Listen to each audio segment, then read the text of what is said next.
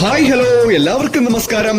ശബരിമല കഴിഞ്ഞാൽ ഏറ്റവും കൂടുതൽ ദിവസം ഉത്സവം നടക്കുന്ന ഒരു ക്ഷേത്രം തിരുവനന്തപുരം ജില്ലയിൽ ഭദ്രകാളി ആരാധനയ്ക്ക് നൂറ്റാണ്ടുകൾ പഴക്കമുള്ള ഒരു ക്ഷേത്രം. തിരുവിതാംകൂർ ദേവസ്വം ബോർഡിന്റെ കീഴിൽ വരുന്ന കാളി ക്ഷേത്രങ്ങളിൽ ഏറ്റവും വലിയ പ്രതിഷ്ഠയുള്ള ഒരു ക്ഷേത്രം.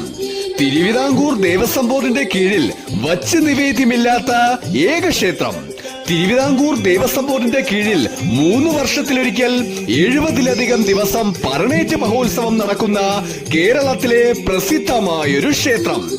ഒരു തവളയുടെ രൂപത്തിൽ ഭദ്രകാളി ദേവി അവതരിച്ച വെള്ളായണി എന്ന ശാന്തസുന്ദരമായ ഗ്രാമത്തിന്റെ ദേവതയായി കുടികൊള്ളുന്ന ദേവിയുടെ അത്ഭുതങ്ങൾ നിറഞ്ഞു നിൽക്കുന്ന മേജർ വെള്ളായണി ദേവി ക്ഷേത്രം.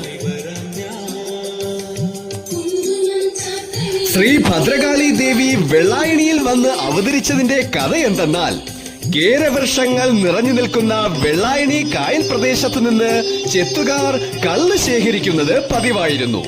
ധാരാളം കള്ള് ലഭിച്ചിരുന്ന ഈ പ്രദേശത്ത് നിന്ന് ചെത്തുകാരന് കള്ളിന്റെ അളവിൽ കുറവ് വരികയും ചെയ്തു. താൻ കുടത്തിൽ സൂക്ഷിക്കുന്ന കള്ളിന് എന്തുകൊണ്ടാണ് ഗണ്യമായി ഇങ്ങനെ കുറയുന്നത് എന്ന് മനസ്സിലാക്കാത്ത ചെത്തുകാരൻ ഉടൻ തന്നെ മഹാദേവ ഭക്തനായ കേളൻ കുലശേഖര വാഴ്ത്തിയെ വിവരമറിയിക്കുകയും ചെയ്തു. ദേവസാന്നിധ്യം വേഗം മനസ്സിലാക്കാൻ കഴിയുന്ന ജ്ഞാനസിദ്ധനായിരുന്നു കുലശേഖര വാഴ്ത്തി.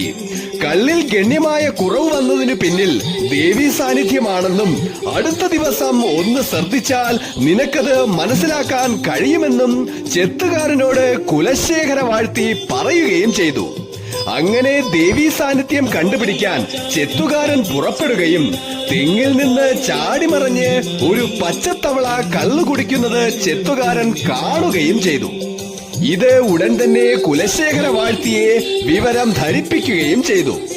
തവളയെ പിടിക്കാൻ നോക്കിയപ്പോൾ തവള കായലിലേക്കെടുത്ത് ചാടുകയും ചെയ്തു. അങ്ങനെ കുലശേഖര വാഴ്ത്തി 7 ദിവസം ദേവീ മന്ത്ര ഉച്ചാരണത്തോടെ കായലിൽ മുങ്ങി നിവരുകയും 7-ാം നാൾ വെള്ളായണി കായലിന്റെ പരപ്പിൽ ഒരു ചെന്താമര വിരിയുകയും ആ ചെന്താമരയിൽ ത്രിപുര സുന്ദരിയായ ഭദ്രകാളി ദേവി കുടികൊള്ളുന്നു എന്ന് വാഴ്ത്തി മനസ്സിലാക്കുകയും ചെയ്തു. ആ ചൈതന്യത്തെ കലമാൻ കൊമ്പിൽ ആവാഹിച്ച് വരിക്കപ്ലാവിൽ തീർത്ത തിരുമുടിയിൽ ആവാഹിച്ച് പൂജകൾ ചെയ്യുകയുമായിരുന്നു. വടക്കേ നടയിലെ ആ കലമാൻ കൊമ്പാണ് വെള്ളായണി ക്ഷേത്രത്തിലെ മൂലപ്രതിഷ്ഠയായി പൂജിക്കുന്നത്. അങ്ങനെയിരിക്കെ ഒരു ദിവസം തിരുവിതാംകൂർ മഹാരാജാവ് പ്രതിഷ്ഠയില്ലാത്ത വിഗ്രഹങ്ങൾ പത്മനാഭപുരം കൊട്ടാരത്തിൽ